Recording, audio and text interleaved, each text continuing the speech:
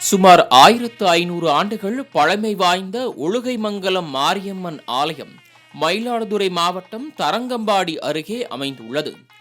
ஒளிவிளக்காய் திகழும் மாரியம்மனின் ஓங்கார சக்திகளை வாழ்வில் அறிந்தவர்கள் ஏராளம்.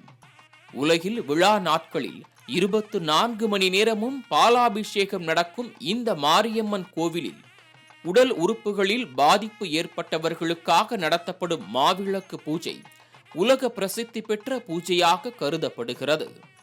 சில 100 ஆண்டுகளுக்கு முன்னே தரங்கம்பாடியை ஆண்டு கொண்டிருந்த டச்சுக்காரர்களுக்கு பால் கொடுப்பதற்காக அழைத்துச் செல்லப்பட்ட பசுமாடுகளில் ஒன்று தினம்தோறும் ஒரு வேப்ப மரத்தடியில் இருந்த புற்றின் அருகே நின்று தானாக பால் சுரந்தது.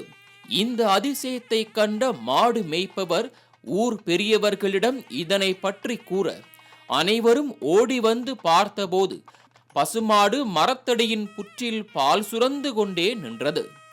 புற்று இருக்கும் அந்த இடத்தில் ஏதோ மகாசக்தி இருப்பதாக நினைத்த கிராம மக்கள் அங்கு தோண்டி பார்த்தனர். அப்போது அதில் மலர்ந்த முகத்தோடு அம்மன் சிலை இருப்பதைக் கண்டு நெகிழ்ச்சி அடைந்தனர். பின்னர் அதே வேப்ப மரத்து அடியில் அந்த அம்மனை வைத்து பூஜை நடத்தினர். அப்போது வெளியான சக்தியால் ஊர் மக்கள் உடல் நலம் அடைந்தார்கள், உள்ளம் மகிழ்ந்தார்கள்.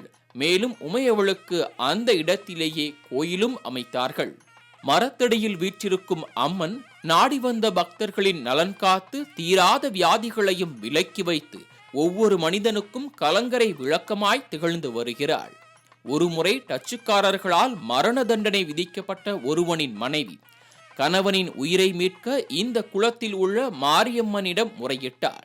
ஏழைகளின் குரல் நீதிமன்றத்தில் ஒலிக்கவில்லை என்றும் தனது கணவனுக்கு அளிக்கப்பட்ட மரண தண்டனையால் தங்கள் வாழ்க்கை ஒளியிழந்து போகிறது என்று கதறி கண்ணீர் விட்ட அந்த ஏழை பெண் கோயில் எதிரில் உள்ள குளத்தில் உயிரை மாய்த்து கொள்ள குதித்தாள்.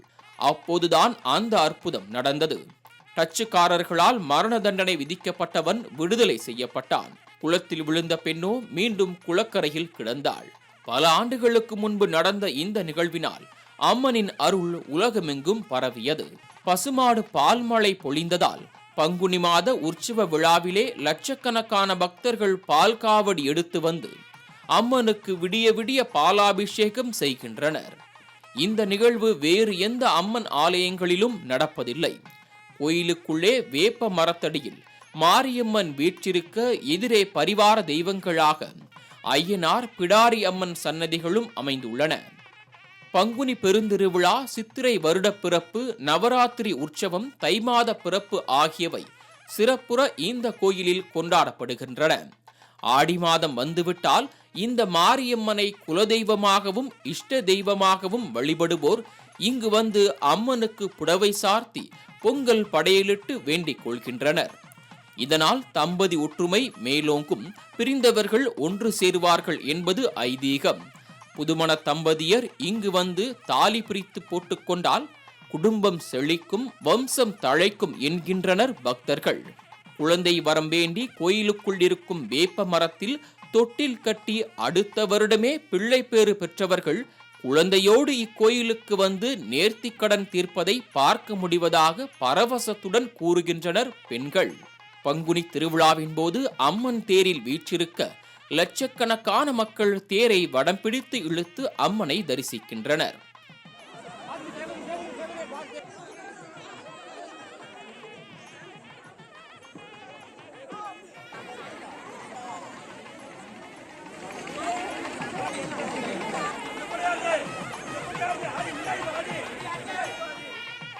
இந்த கோயிலின் தீர்த்த குளத்தில் சர்க்கரை மற்றும் உப்பு கரைத்து பிரார்த்தித்தால் உடலில் உள்ள கட்டி போன்றவையும் மன கஷ்டங்களும் விரைவில் கரைந்து காணாமல் போவதாக பலனடைந்த பக்தர்கள் கூறுகின்றனர்.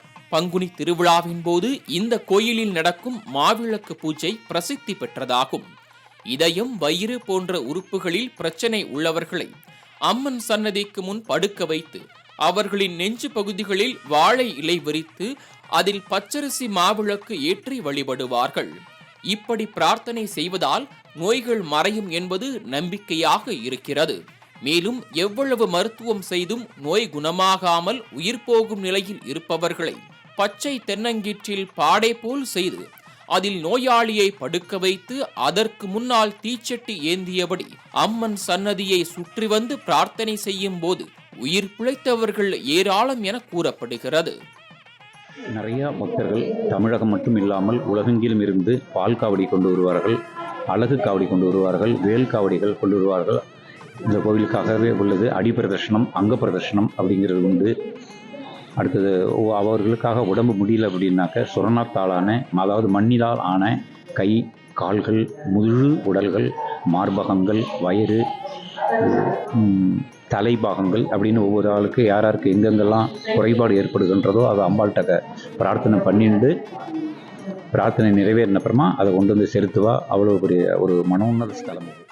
மாங்காடுகளை சூழ்ந்திருக்கும் இக்கோயிலில் பங்குனி திருவிழாவின் போது சுற்றுவட்டார பகுதிகளில் இருந்து ஆயிரக்கணக்கான பக்தர்கள் பால் காவடி, பன்னீர் காவடி, புஷ்ப காவடி என காவடிகள் எடுத்து வந்து அம்மனுக்கு அபிஷேகங்கள் செய்கின்றனர்.